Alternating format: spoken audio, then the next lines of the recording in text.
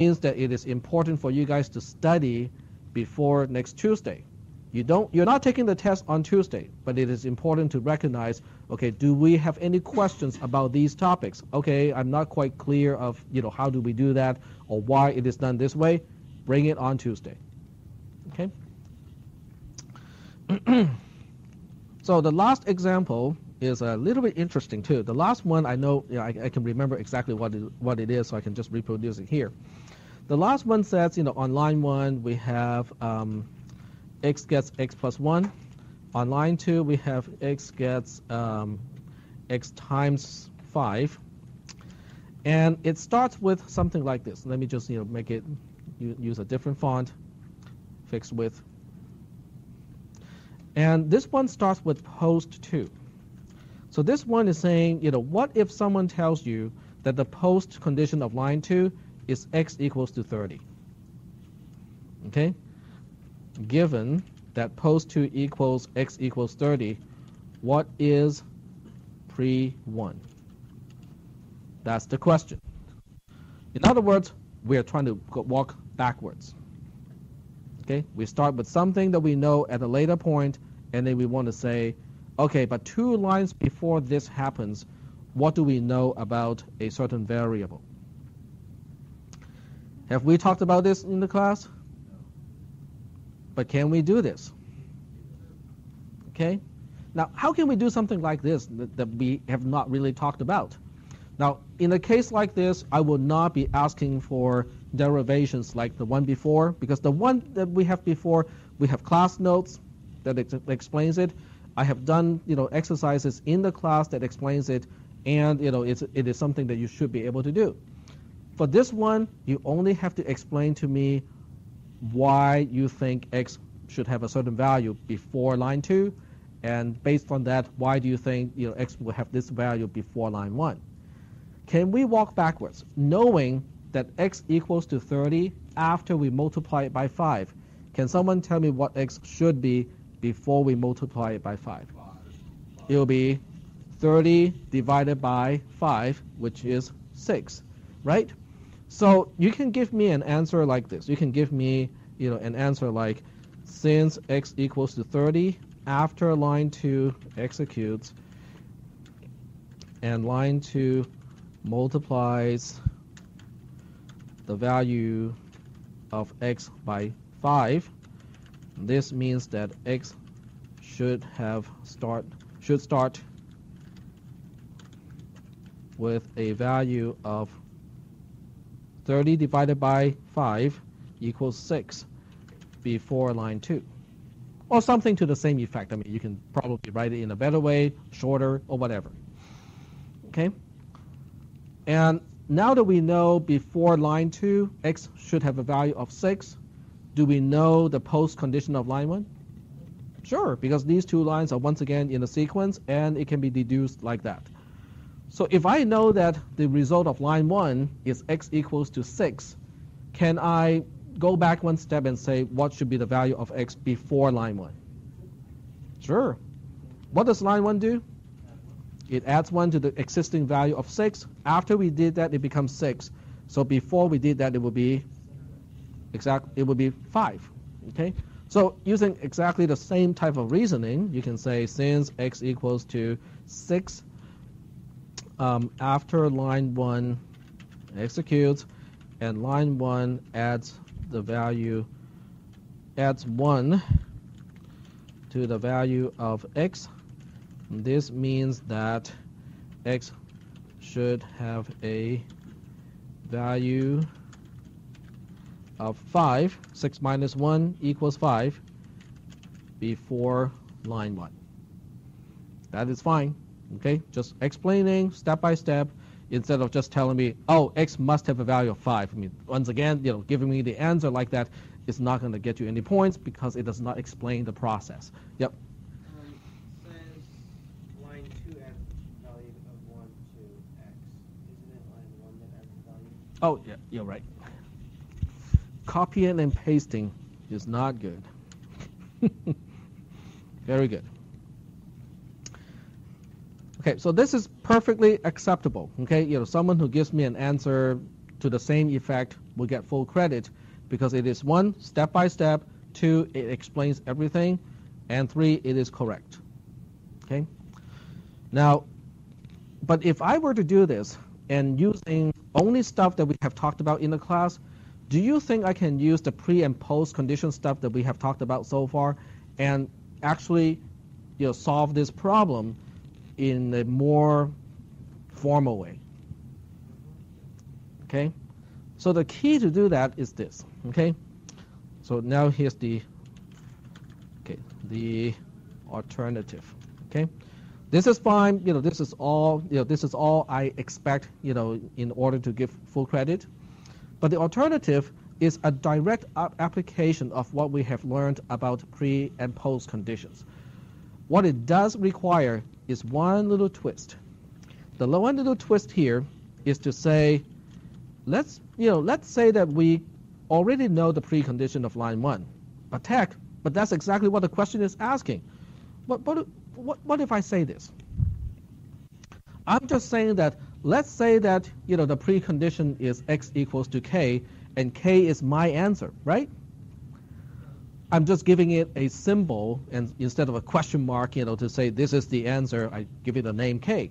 So we start with that assumption and say that, well, let's just say that it starts off with a value of k, and somehow it ends up with a value of 30. So once we know pre-1, then you can apply all the tricks that we have learned so far and actually derive a post-2. So if I want to do this really quickly, I can say the right-hand side of line 1 refers to the left-hand side.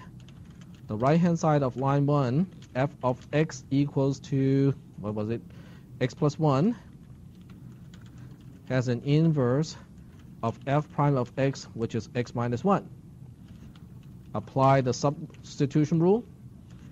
So that means post 1 equals to the substitution rule applied to pre-1, replacing occurrences of x, which is the variable on the left-hand side, with the inverse function applied to x. And we can just expand that. Pre-1 is what? Pre-1 is x equals to k. We are replacing x with x minus 1. So the result of the substitution is x minus 1 equals k. Or if you prefer, x equals k plus 1. Are we okay so far? I know I'm going a little bit fast because I'm running out of time. But this is really the same thing that we have talked about. We're going forward. We're not going backwards anymore. Okay, so the next one is almost exactly the same. The right-hand side of line 2 refers to the left-hand side. The right-hand side of line 2, which I will call G in this case so that I don't reuse the same letter F. So G of x is going to be multiplying it by, what, 5? Yep, 5x. So that means, has an inverse. G prime of x is going to be what? X divided by 5. Okay, multiplying by 5 is undone by division by 5. So this means we can use the substitution rule. And we'll just say post 2 is based on the substitution of pre-2. Find occurrences of x, and this time replace it with g prime applied to x, not f prime anymore, because I want to be clear which function we are talking about. Okay, so you carry out the actual, you expand it first. What is pre-2? Pre-2 is post 1, and post 1 is x equals k plus 1. So now we have x equals k plus 1. Find all the occurrences of x, replace each occurrence with g prime of x, which is nothing more than x divided by 5. So we just carry out the substitution. This is completely a syntactic, exercise. We just search for something, replace it with something else. So in this case, we end up with x divided by 5 equals to k plus 1, right? Because all I'm doing is replacing this x with the stuff that it is supposed to be replaced with. Yep. G is defined here. I'm just calling the right-hand side of line 2, g of x. So the inverse function of g of x is x divided by 5. Is that okay? Yeah. You just pull g out of nowhere. I just give it a name, G. Yep. Okay, so now, at this point, what am I going to do? Well, I can do some simplifications here. Our objective is to solve for k and not to solve for x. So I want k to be on one side of an equality and everything else on the other side. In this case, how do I do that? Well, the easier way is to say that k equals x divided by 5 minus 1. I just subtract 1 from both sides and flip the left-hand side, the right-hand side. Okay, so now we know that starting with the precondition of x equals to k, I will come to the conclusion of post 2 will become k equals x divided by 5 minus 1. How is that helping my question here?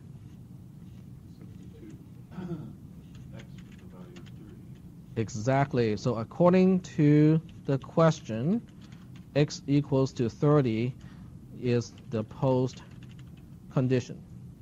In other words, our post condition is this thing, and on top of that, x equals to 30. Okay? So once you know that x equals to 30, and this is how k relates to x, you can just plug the value of 30 in to here. 30 divided by 5 is 6. 6 minus 1 is 5. And this whole thing will now simplify to what? It simplifies to k equals to 5. But what is k again? K is the initial value of x, according to pre-1. Okay? So the trick to this entire thing is to introduce the term k, so that we have a way to refer to the initial value of x before the entire thing. That was the only twist that you have to remember to solve something like this. Walking backwards is all good, but this way you don't even have to walk backwards. You're walking forward all the time, except you leave yourself an unknown to solve later on in the last step. Okay? Yep.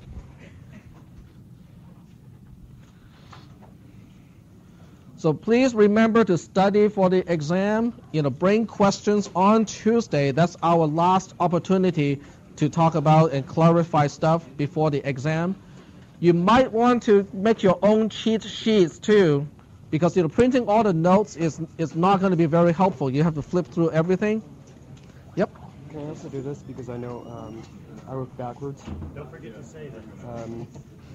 This time I subbed x times 5 in for x and. But it has to be x divided by 5. No, I have x times 5 equals 30. I started out with x equals 30. Oh, okay. I see. Yep, you can do that too. Yep. Yeah, that's the other way to do it, is to work backwards. So you use the function instead of the inverse function, and you work from the post condition to get your precondition back. Yep, that works too. Seems like it'd be easier anyway. Yeah, the two methods are equivalent. It still requires the fact that we have to use the substitution rule. Once we hit a forget rule, then you cannot go from that point on, because you will have no way to reverse that operation. I was thinking though, like in the second example you had, you would actually be able to find both of them in the beginning by when you go backwards past that. You get more information that allows you to. Yep. Then. Yeah, the one thing that I did not talk about in the class was, you want to decouple the variables as much as you can. Yeah, that's something that I did not talk about, but that really is kind of like a more, math concept. To basically say, okay, if you can talk about y without referring to x, do it. But that's a little bit beyond what I want to talk about in the class. But since the other student mentioned it, I just say, okay, let's say you know how to do that, then the end result will be better, because now you also know something about y. I meant like working backwards. Even though you have the